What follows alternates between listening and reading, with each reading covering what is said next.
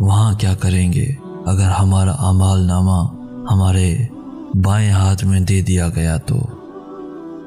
खूबसूरत लिबास ज़रूर पहने और ऐसा पहने कि जब भी अल्लाह के पास जाने का वक्त आए तो आपका दिल रोशन हो कि आप अल्लाह के पसंदीदा लिबास में अल्लाह के पास जा रहे हैं। और अगर कोई बच्चा अपनी ज़िंदगी के हर लम्हे में अपने माँ बाप की खुशी और इज़्ज़त का पूरा ख्याल रखता है तो ये बिल्कुल ऐसा ही है जैसे एक फल ने अपने बागबान को मीठा होने का सबूत दे दिया। किसी ने पूछा अल्लाह का शुक्र अदा कैसे करें?